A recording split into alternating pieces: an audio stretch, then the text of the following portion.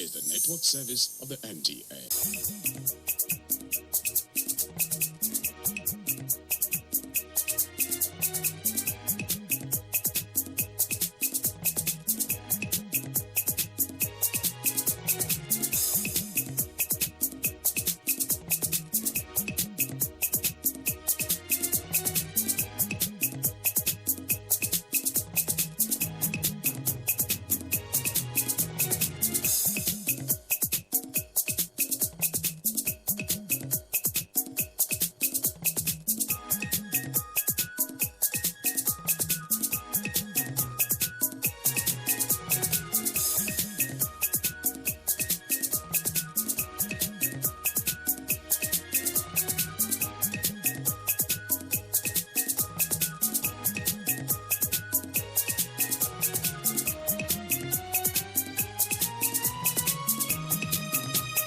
Hello viewer out there, the name is Muhammad Abubakar with another edition of the program Reflections.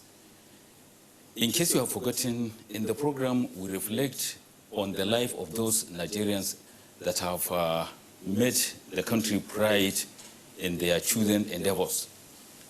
In this week's edition of the program, we are lucky to have one of the finest military officers Nigeria has ever produced in person of General Martin Luther Agwai, a four-star general to be precise. Our guest was commissioned as an officer in 1972, having passed out the prestigious Nigerian Defense Academy. He is a holder of a master's degree in National Resource Strategy from the prestigious National Defense University, Washington, D.C. He is a one-time Nigeria's Chief of Army Staff, and it was culminated with him becoming Nigeria's Chief of Defense Staff in 2003. While there, he was made first commander of the African Union mission in Sudan, and much later the pioneer first commander, African Union/United Nations hybrid operation in Darfur, Sudan. Sir, it's a pleasure to welcome you into the program. Thank you very much, Mohammed. Thank you. Sir, there is this thing I have been, wanting to ask anybody who is a general. Yes. Sir, there is this popular saying, once a general, always a general. Let's begin the discussion by hearing from you, the meaning of once a general, always a general. Well, thank you very much. People have this adage of once a general is always a general, because it takes a lot of training, of bashing, of molding, and of motivation by others to produce a general. And if the process of producing a general is done properly, then once a general, you always be a general. And there is, I think, a major thing that we have to understand, that even those who started the profession came up with, is that to make a general stand out, to make him distinguish, he has, depending on the level of general he is. Because, let me digress a bit, there are actually 4 categories of general in modern times. But in history, there are 5 categories of general. There is a brigadier general, who is a 1-star general. There is a major general, who is a 2-star general. There is a lieutenant general, who is a 3-star general. Then there is general. That is what most people don't realize, that there is a rank called general only, and that is 4-star general. No any adjective added to it, just general. Then there is 5-star general, which is field marshal. And most field marshals are during wars. So you will find out that realistically, after the Second World War, there have really hardly been any renowned or non-politically made field marshal. So you find most modern armies end up with 4-star general, and he's just called general. So once you get into the general rank, that is from brigadier general 1 star, you have 1 star on your vehicle. Anywhere you are driving, people will see 1 star. If you are a major general, you have 2 stars on your vehicle, front and back. And if you are 3-star lieutenant general, you have 3 stars on your vehicle. And if you are a full general, that's what some people say, full general, that's 4-star. Okay. If you are a 4-star general, then you have 4 stars in your vehicle, both front and back. So what do they mean by once a general is always a general is that it takes a lot of training. You undergo a lot of assessment, both with your peers, your subordinates, and your seniors. We actually, the army, I know, I've been out for some time now, that there is 360-degree assessment. Your juniors assess you. Wow. Your peers assess you. Your superiors assess you. So, for you to go through all that and training and operation and everything and come up to become a general, you are supposed to be general forever. And that is why in some armies, once you attain the rank of a 4-star general, they don't really attach any retirement to you. And that is why in some armies, even in this century, America has actually recalled a 4-star general to come back to service and become the chief of army. During, in a combat operation? Or... No, he actually retired and went back because really retirement is just disengagement. We call it at the general's rank, especially if you are a 4-star general. You disengage from service. So once you service the required, you re-engage immediately. So that is why you can see why it is say once a general is a general, it's always a general. Okay, sir. Yes. So, sir, with that as a pick, let me take you back down memory lane. I'm sure the viewer would like to know a little about your background, which later shaped your life to achieve, the peak in your chosen career, which is the military, sir. What do we know about your humble background? Well, I will start by saying the ones I don't know. I was told I was born on the 8th of November, 1948. That I was not aware because only my parents would tell me. My parents come from a village. Incidentally, both my mother and my father come from the same village. A village called Gidamana in Kachia local government of Kaduna State. They grew up there, and then later my father went to Teachers College, primary, and then to Teachers College in Kaguru, and became a teacher and started teaching after grade 4. Remember that time they have grade 4, yes. Then grade 3, then grade 2, then grade 1. After grade 4, my father went back to start teaching in Sudan Interior Mission, that is SIM Mission School in Kurmi Musa, also in Kachia, today's Kachia local government area. And after a short span there, he left. I think he was looking for greener pasture. Maybe he was looking for, they say the reward of teachers is in heaven. He wanted to get his own on earth. So he left teaching and went to Jos. Then from there, he later on joined the Nigerian police and became a policeman.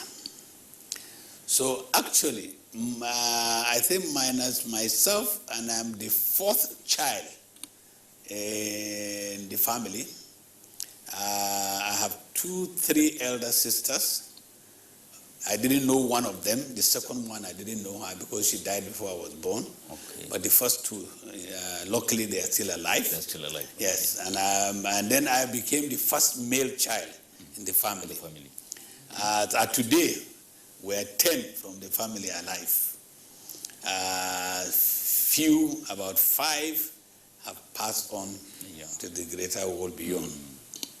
Okay. So I grew up with my father in Nigerian Police Barrack, Jos. I started my primary school in 1955 at NTA Primary School, Jos. That's Native Authority, they call it, NA. Yes. Native Authority Primary School in Jos. Unfortunately, I didn't finish primary 1 in 1955. First, I had let me rewind a bit. You know, in those days, since there are no birth certificate and other things, you have to raise your hand to touch your ear. Okay. Yes. Something like this. Your hand has to touch your ear. That means your age. Convince you're up to the age of going to school. Okay, of going to the school. I remember my own. I struggled. You couldn't touch it. Then, luckily, I started in 1955. Unfortunately, as I said, my father was then retired. I was then transferred as a policeman. You know, he was in the Nigerian police, so you could move anywhere in the country. He was transferred from Jos to Kafanchan. By the time we reached Kafanchan around September 1955, there was no class in Kafanchan for me. Sorry. Actually, it was very early. It was around March, April. So by the time we went to Kafanchan, there was no room in primary 1. And you know, those days we were very strict in the number of pupils in the class. So there was no room. So I stayed 1955 at home with my parents. 1956, again, I went to NA, that's Native Authority Primary School at Kafanchan. And I started. Unfortunately, again, in September 56, I vividly remember, because that was the year the Queen came to Nigeria. And my elder sister was selected among those to go and wave the flag for the Queen in Jos. And you know, that was a great glory to them then. So 56, September, my father was transferred back to Jos. So we moved again to Jos, and I didn't complete primary 1. So in December that same year, my father took his annual leave and went to the village in Gidamana. And I think it was there my father and my mother decided that they should leave me in the village, or else I may never finish primary 1 in my life. So you were left? I was left after my father finished his leave in December 56. I was left with my father's twin brother. Because my father had twins. Who took over the responsibility? Then bringing up. Yes. So I now started, incidentally, I started primary 2 in NA Primary School, Jabonkogo, which is about less than 5 kilometers, 4 kilometers or so from my village. Then, unfortunately also, that same year, my uncle, my father's twin brother, his name is Tagwai. And because they are twins, my father is Agwai, and he's Tagwai. Though, and their my grandfather gave them, my father is Hassan, and he is Husseini. But we grew up with their native name, Agwai and Tagwai. So my uncle Tagwai left and went to Kaduna, also looking for greener pasture. So his wife and children left, and I had no option now but to now stay with my grandmother, which now became my greatest challenge. My mother couldn't understand Hausa. I spent most of my time in Jos. I speak Hausa. I didn't understand the Yam or Java language. So to communicate with my grandmother was a task. So I have to quickly learn how to language. Because that is the only way I'll survive. So in 57, after 57, I decided, I told them I wanted to go to SIM Primary School in Nkrumah Musa, where bulk of my peers were going. My father, though he taught in that school, didn't want me to go because it was too far. It was 5 miles, that's 8 kilometers from my Vidamana to Nkrumah Musa. And coming back, we go every day and come back was a long journey. But I decided I wanted to be with my peers. So my father then allowed me to, at the end, they allowed me. But there was one funny principle that time. If you come from NA school to the mission school, they brag that they were higher. So you cannot go, if you leave primary 2 in NA, you must go and repeat primary 2 in SIM school. And I had that challenge. But luckily, because of the influence, the headmaster was my father's friend and classmate. So they say, okay, they'll take me on probation to go to primary 3. If I prove myself, I will remain. If not, I will repeat primary 3 or revert to primary 2. So luckily, in the first term exam in 1958 in primary 3, I was 3rd in the class. So that was settled. Okay. And then the second term I was 1st. So that settled it. I remained in primary 3 in 1958. 59, I went to primary 4. At that time, you have junior primary school and senior primary school.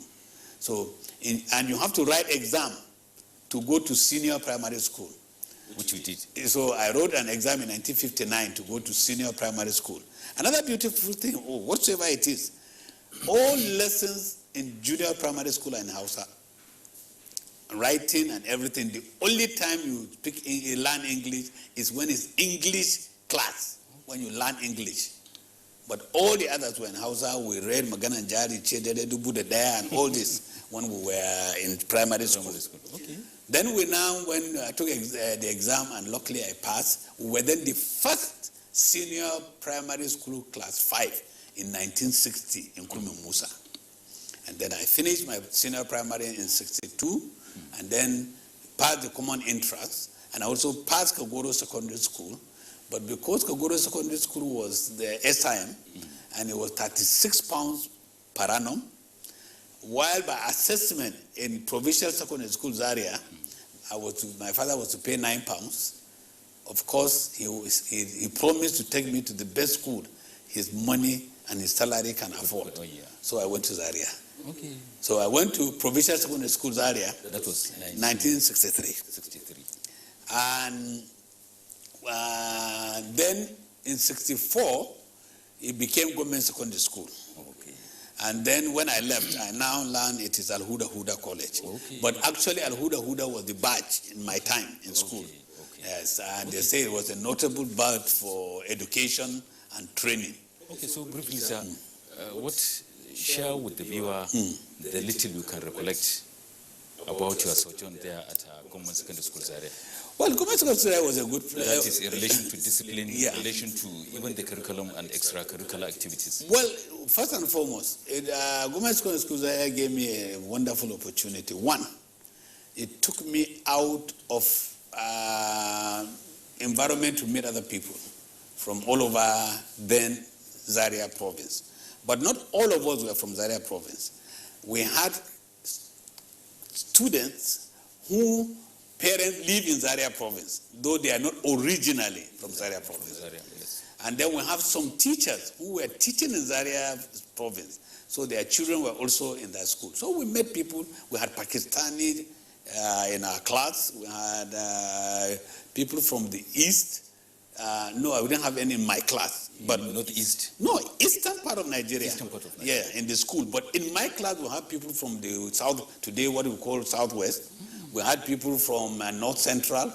We had people from northeast of today northeast. Can you recollect some of them? Yes, I can. Like Jonathan Opozu, who worked in Shell or one of the oil companies.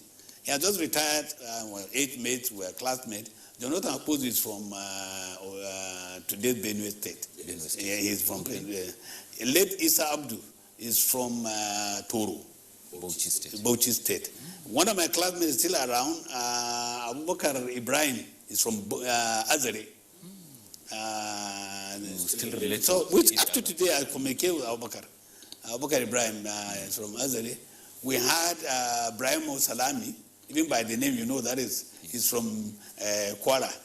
We have Hezekiah Adeniran. Ibrahim is late, but Hezekiah is alive. So, and then the emir of Maigwari, the second. He's our classmate. Emir of Benuwari. Yes, we're classmates. So this is what we had, a collection of people from different parts of Nigeria, though you were calling, that is why the name changed to Government Secondary School, not provincial any longer. So it was a boarding school? It was a boarding school. We had, in the school, about 60% were Muslim, 40% of us were Christian. We live a wonderful life.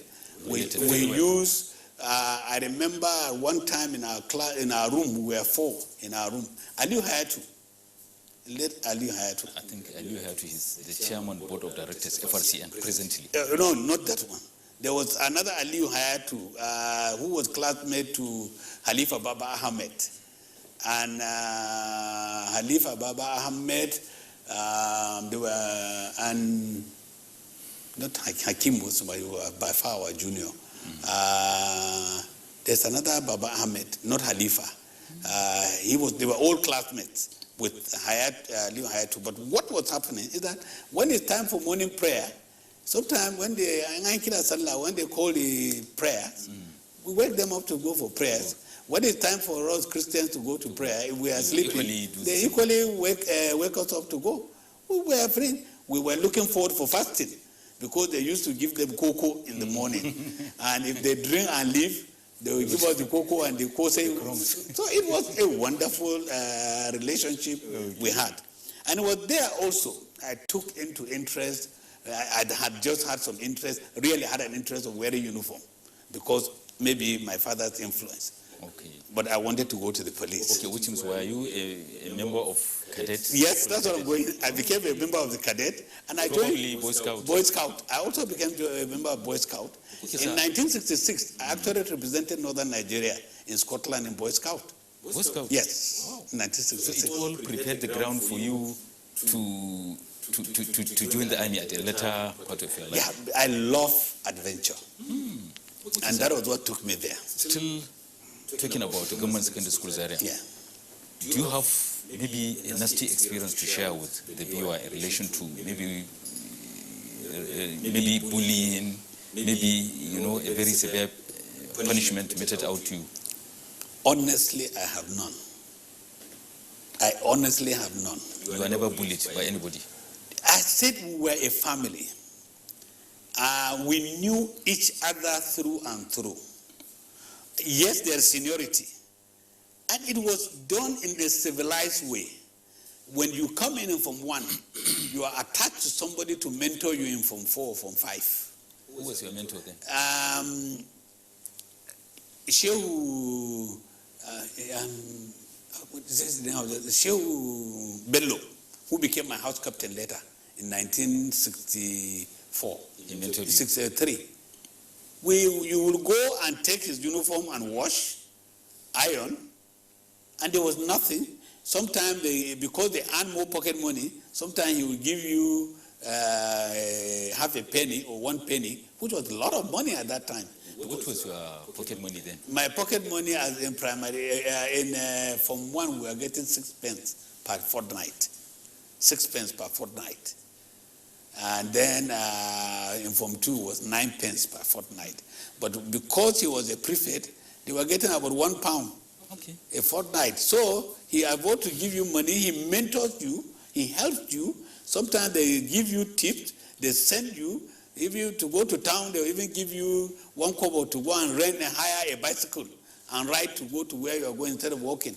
And we will keep the 1 kobo in our pocket and trek instead of spending it. So it was a good family thing, honestly, throughout my 3 years as a junior and my 5 years in secondary school. There was nothing like bullying, no slapping, no yell. Yes, they could scream on you or yell on you, but nothing like slapping. nothing like punishment if you do something wrong or you are engaging. They will give you where to cut grass, and you cut your grass. Once you cut the grass, you finish, you go and report, and you leave. Okay. Sir, when you finished Government Secondary School Zaria, armed with a secondary school living certificate, you had the option of going to either university or even abroad to pursue, to obtain a degree. Why did you opted for Nigerian Defense Academy? Well, tomorrow there will be a book, next week on the 7th, there will be a book on me, written incidentally by my daughter. And the title of the book, I think something like a Congress of Baboon made a general. So, yes, I had interest in going to the military. To be honest, I had that interest. And the interest evaporated after secondary school. I went to School of Surveying, Oyo. And remember, I finished secondary school in 67. Remember that there was a worry or crisis in Nigeria in 66. By the time we were finishing secondary school, there were ample opportunities of job. Because most of the southerners, particularly those from the southeast and today south-south, moved out of the north. And the railway, they dominated the railway, you knew that time. So we had ample opportunity. I even had an opportunity to go to NPA, but I did not, because I was scared, and everybody was scared to see me go to Lagos. Your parents? Yes. Were like them. They were not. Yes. They were not ready to allow you no, to go to Lagos. That part of Nigeria. Lagos was seen as you are out of the world. Wow. Yes. So you applied. Yes. So let me tell you, this is a very interesting story. Okay. You will read it in the book, because my daughter,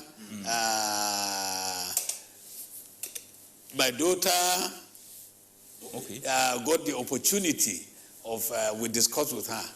I went to School of Survey, Oyo. I came back and I started practicing surveying. And you know, surveying, I did land surveying. So it takes you to the town, outside the town. Sometimes we did mine field. So you have to go right out to the bushes. And we were going around Ririo and Kano. There was a trigonometry point. After I came back, I started my survey work. We went for a trick point. On our way back to setting that trigonometry point, coming down, we ran into a congress of baboons. And there were so many baboons, with some carrying their children at the back. Honestly, over 200. And I was scared, very scared. And we had Malan Sani. Malan Sani was our chain man, very experienced old man. So don't worry, it's normal. Just as long as we walk, we don't attack them, nothing will happen. Honestly, we walked over 2 kilometers with these baboons. They were just following us on the path. Deep inside you were scared? No, I was scared. And when I came back, that was what rekindled my mind to go back to the army. But you, I said, if I go to the deep army, inside you were scared. I will have a gun. If baboon come, I can shoot the baboon and stay alive. But see me empty-handed, the baboon could kill me. So that was when I came, I sat down, I wrote a letter to one Divria, and told them I want to join the army as a private. So when I showed them my qualification, they said no. They sent me the form of NDA to say, with this qualification, we advise you to fill the form and attempt to come to the army as an officer cadet. That I did. I filled the form, sent. I was given an exam number. I went for the exam. They said I passed. I went for an interview that lasted 2 weeks. At the end, I was told I passed the interview. And that's how I ended up in NDA in 1972, April. Okay, sir. Sir, we'll come back to that.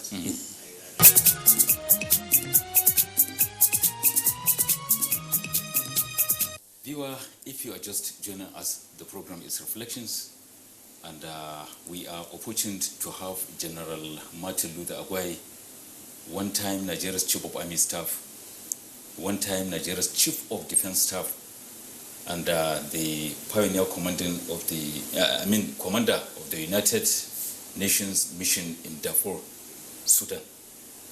Sir, Before the break, you were telling us about how you secured admission into the Nigerian Defense Academy. Briefly, sir. Yes. How was life in the academy? The beginning was tough. I will tell you. Some of our course mates left the very first week. The very first week? Very first week. Some left. It was tough. You hardly find time to sleep. We got into NDA in April. You have what they call Putti Parade. You will be asked to make press up on the hot Kolta. And you know, in April is the hottest month in the north. But the good part, you know, with time, this body is wonderful. You can make this body anything because of my experience in NDA. We did press up in the cold hot Kolta. The first 1 week it was held. Second 1 week. After that, our body got used to it. Nothing. I don't feel anything. Whether it's boiling hot, you put the hand, you don't feel anything. So we were with the training, and what makes it tough, we did academic training and military training simultaneously. On the whole, we had about 24 subjects that you have to pass, both military and academics. And you must pass the NDSTE, Nigerian Defense Academy Certificate of Education, that was being organized and sponsored by University of Ibadan, which was an equivalent of first HSC. So you must pass that certificate to enable you go to university later. If you don't pass, you won't be commissioned. Then you must pass also the military subject. Do you know one of the subjects, incidentally, is equitation.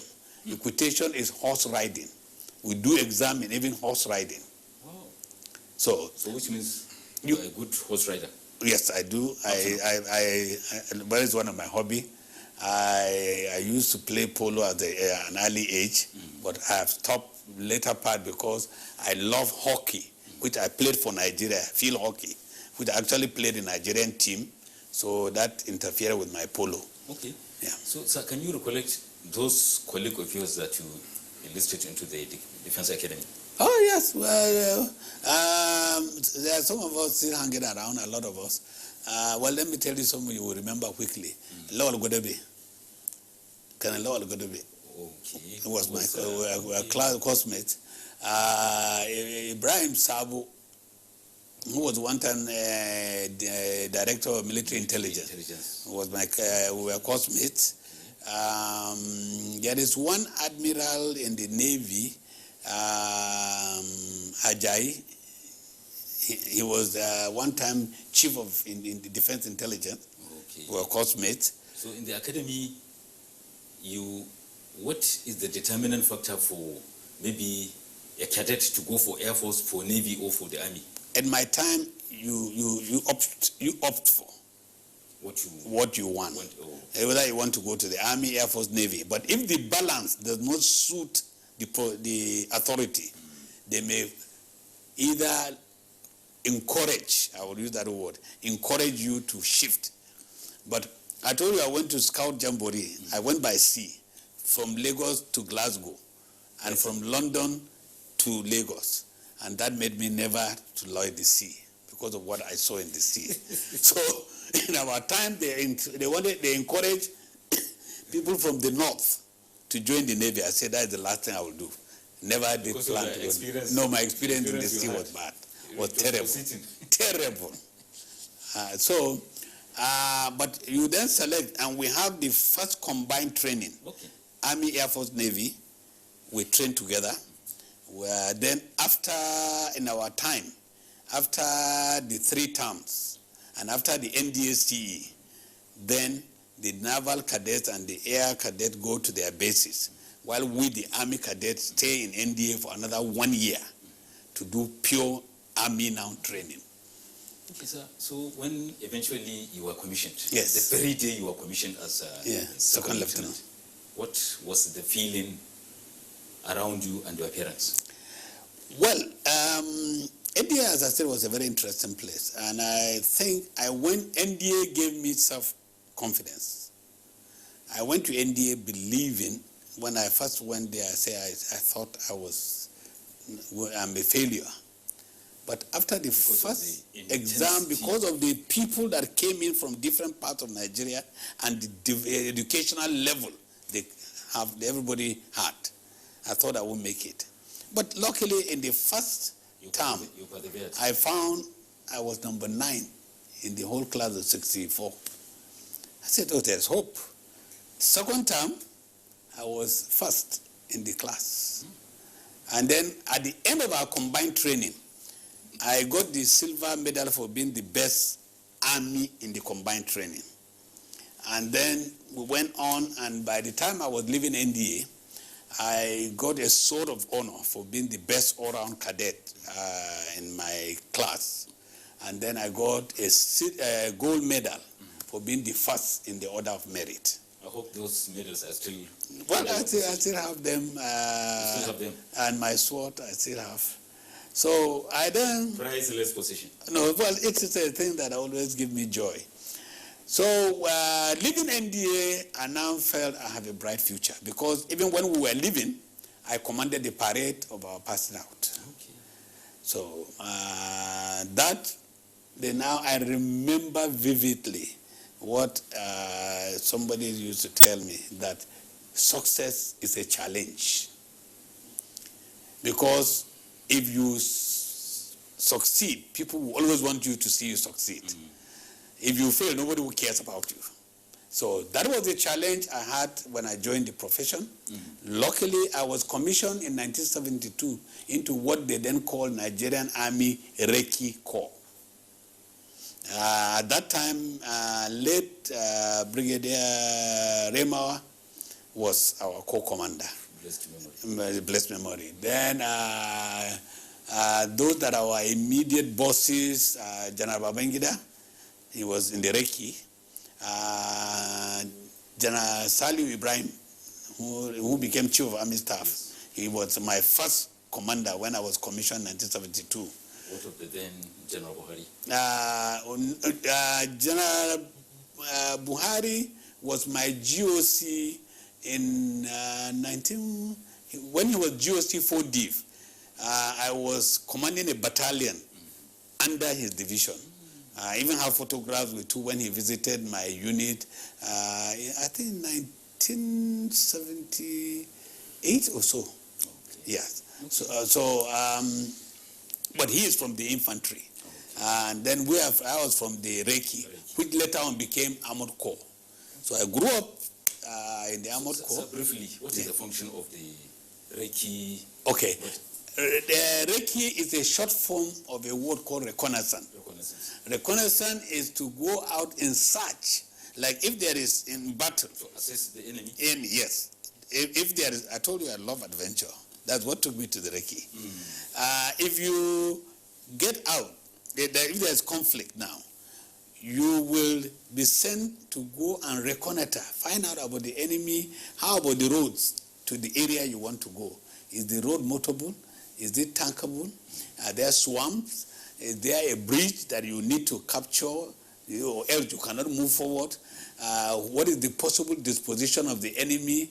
What type of weapon did you think, or did you see them showing? So it's a way of skills. You go in tiptoeing and finding out information about the enemy, and you pass that information to the planners who would plan to attack the enemy. Okay. So that's what reconnaissance is all about. We still have that? Yes, it is now part of what the bigger name now is Armored Corps. Okay. But reconnaissance is still the element inside the Armored Corps. Okay. Yes. Sir, it will not be out of place for anybody to suggest that you have seen it all in the military. Now, sir, share with the viewer the most trying moments you can remember of your humble self in the military, in the profession. Very interesting question. I've had a lot of trying moments in my career. Remember one of I was one time a deputy force commander of the United Nations Peacekeeping Force in Sierra Leone. And if you know the crisis, the civil war in Sierra Leone, with the people's hand being chopped or legs being chopped, people were even asked, do they give you a short sleeve or a long sleeve? Short sleeve means they cut your hand from here. And long sleeve means they cut your hand from here.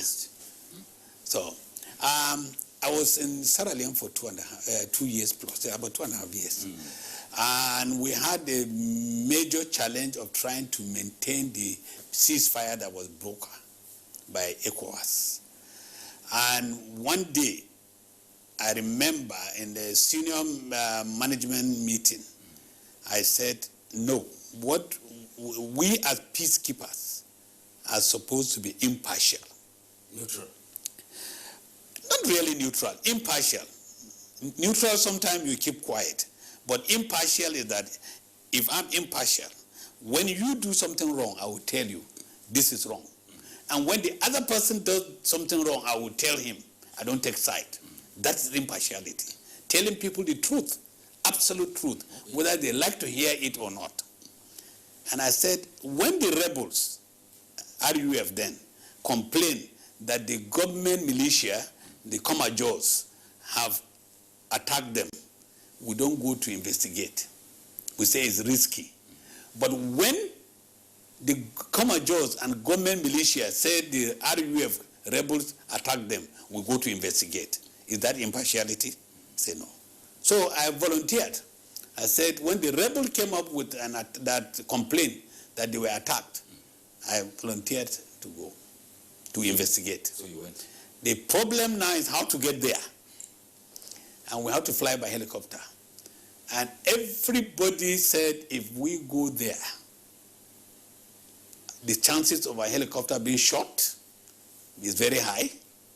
The second thing, that we arrive in the rebel territory, they may kidnap us because their leader, Sanko, was under detention. So to get Sanko released. I said, well, for being kidnapped, the headquarters will fight that, if I'm kidnapped, to get me released. But for shooting down the helicopter, I have a remedy. So I told the rebels, you have complained, we want to investigate. Give us 4 people to fly with us to go there. If they shoot the helicopter, they will shoot their own people too. It's not only me who will die. The interesting thing, when we arrived, they put their woman leader was among the people. So I knew they will never shoot that helicopter. That was God gave me courage. They will never. I know nobody with a woman inside there would want to do that. So we went and we investigated. And that is how we started the confidence building in the diamond area of the Sierra Leone called Kono. Everybody said the rebel will not disarm. In 30 days, we were able to disarm the rebels and the government militia, over 5,000 of them, in 30 days. It's a long story, but just what I want to say is that if you take a risk, a bold risk, calculated one, and you are credible, and you show credibility and you show impartiality, you will find things will work well. And another one, I can give you another quick one.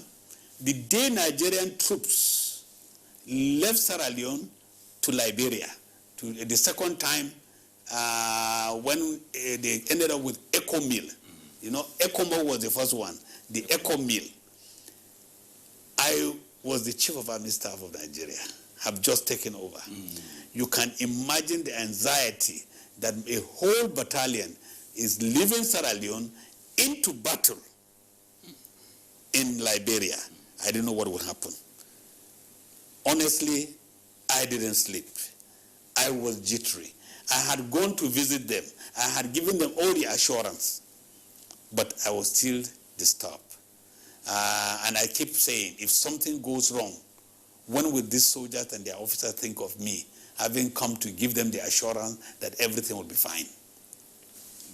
A great sign of relief, everything went fine. And I was so proud of, may his soul rest in peace. Then he was a brigadier general. He was the Nigerian contingent commander then. You see, the name just disappeared. Major Bamali. Nuhu Bamali. Who was one time ADC to General Babangida. Wonderful officer, first class. So, now still talking about the Nigerian army.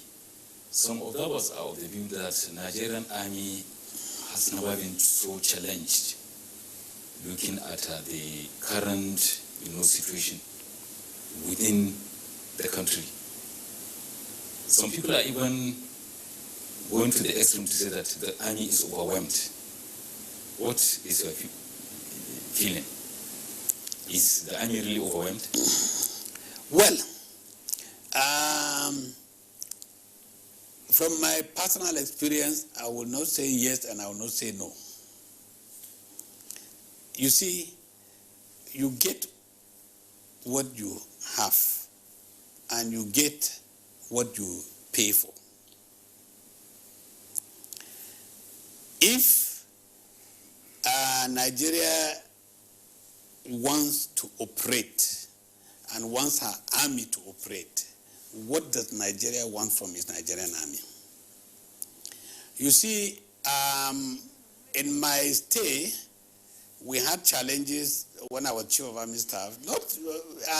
Actually, some of the things that happened that started in Northeast started when I was Chief of Army Staff. In 2003, we called them Taliban then. They hosted the Taliban flags on Nigerian territory in Yobe. The Nigerian army routed them. Before then, they had moved and seized from River Yobe right down to Gaidam and came all up to Damaturu. And I will say, that's why I'm saying, what do we want from the army? You decide what you want your army to do. When you decide, you train them and equip them to do that. To me, it seems to me that this country is asking too much from the Nigerian army. And it seems to me that the army itself is trying to be a professional army, showing that they are not rebelling or anything, or there is no issue of the yesteryear army where there were coups and everything. They are doing their best. But the truth to me, sitting outside now, is what is the role of the army? Today in the Northeast, to me, I think the army is doing the job of the police, is doing the job of this humanitarian, is doing the job of engineering, constructing roads, moving things, guiding prison, releasing, getting, working for IDP camp, reconnecting families that have been getting families that have been kidnapped or under everything. And I believe that is an overwhelming task for the army. Okay. So that is why I said, what do we want? Do we want our army to do all that? And if not, I think we should set up a perimeter. Army, this is your goal. And to do it right, you either tell the role of the army include all this. Once you put that, then you have to equip them, you have to train them to do that. Okay. So, when Kaduna State, that you so much loved, the state that gave you all the training you wanted as a child, together with maybe quite a number of your friends and relations, is once again in the news. You once headed, I think, a committee to find a lasting peace to the lingering security issue challenge that has been, bedeviling Kaduna State. Catch is called Nigeria. I mean, this. Yes, Nigeria catch is called. Yes. So, what do you think should be done to make Kaduna peaceful again? Well, let me say, in 2015, when this administration came to power, The governor of Kaduna State invited me to head a committee to see how we could advise government to stop the killings in Kaduna State, especially in southern part of Kaduna State. I made it clear then, and I still believe up to today, that we are putting our problem in compartments. We are compartmentalizing the problem, and they are not.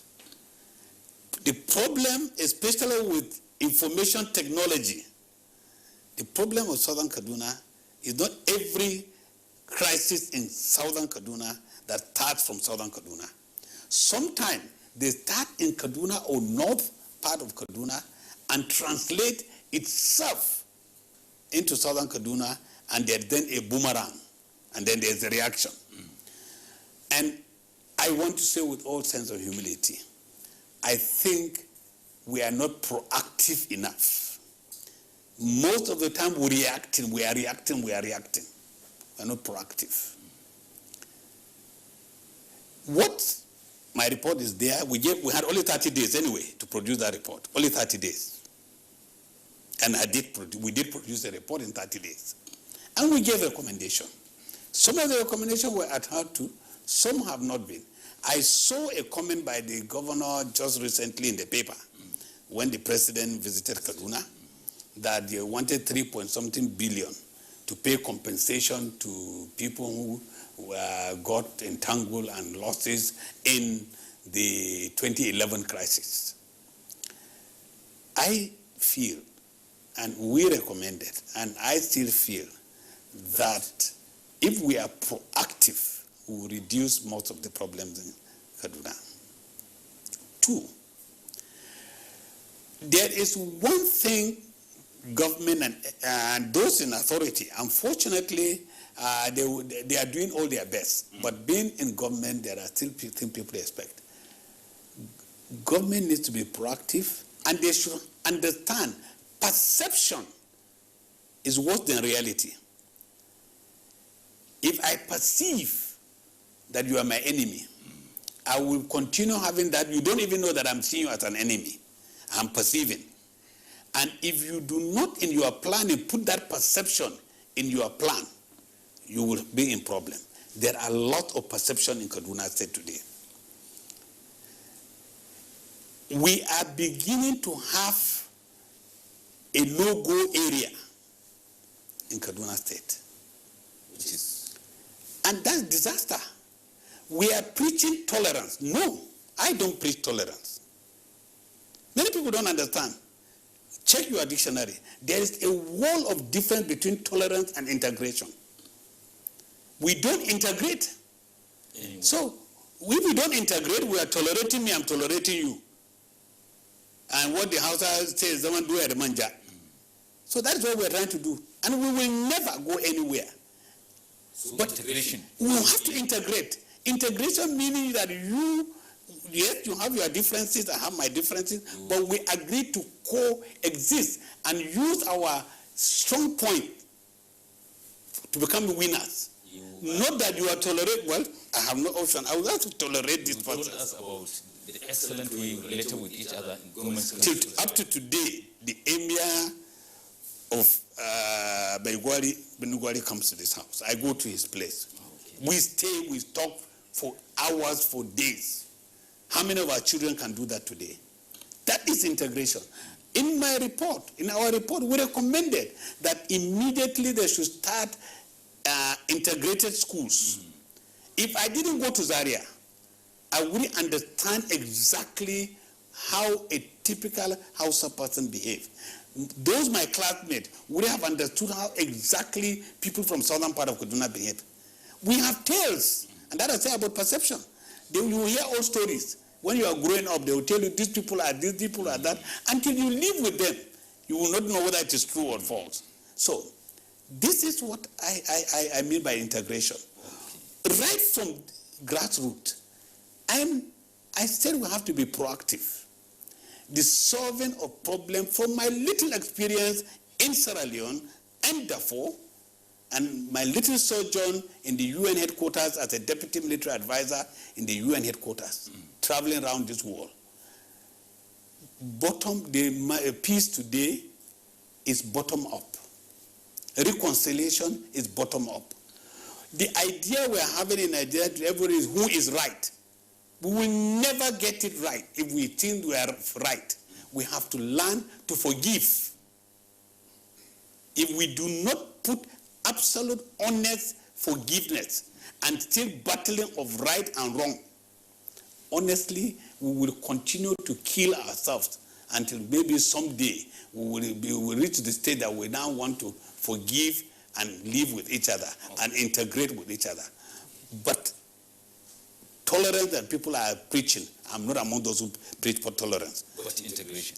Integration. Okay. We integrate and work together for a winning situation. And that is where credibility by government is very important. It's not perception. People have their perception. But if government remains credible and interact with the people and bottom up, you will find out most of this situation may be resolved. Okay. In a few months' time, Nigerians will go to the polls to elect new set of political,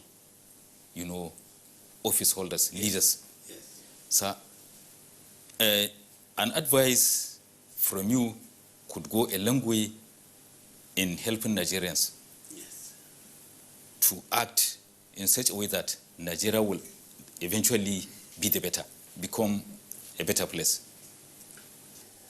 Well, you see, my challenge with people, we try to make election look as if it is an event and not a process. It's a process of selection. And I have said it over and over to people. We have our divergent view. In the same family, let me go back to my own family. I decided to join the military. One of my brothers, the last thing he would ever want to do is to go in the military. He never wanted it. Individual differences. So we have individual preference. And even twins that are alike, they don't do things alike. Everybody has its individual interest and individual preference. And it is not by killing that we solve our problem. Where maturity comes is where you sit down and discuss the problem and think about the problem, not about the person. But what we do is that we want to think about the person. Once you think different from me, then you are different, and the answer is to kill you. Okay. 2 days' time you will clock 70, but you don't look it, sir.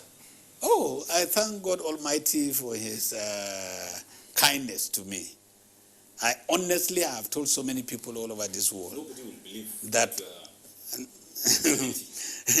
I told many people in this world that I am one of the luckiest human beings God has created on earth. Honestly. From a humble beginning, I never knew where I would go. I struggled in my life. God has been favorable and kind to me. I have risen from the rank of second lieutenant. I became a 4-star general. I think in the whole northern Nigeria, besides those who became head of state, I'm the first northerner to be 4-star general. Viewer, that was General Martin Luther Agwai for you in the program.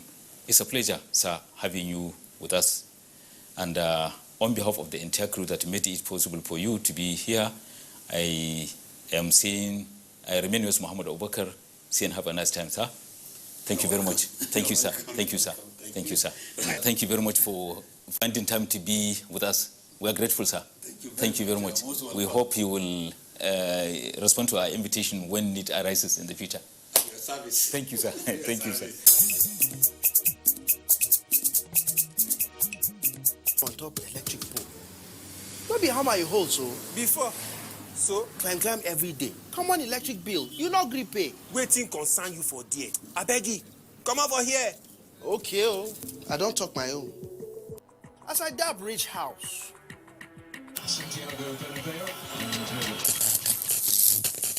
Yeah!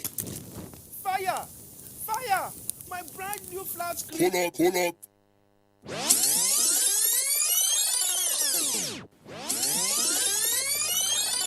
Wetin concern you for there? Abeg, come over here. Government property, na my property. If you don't come down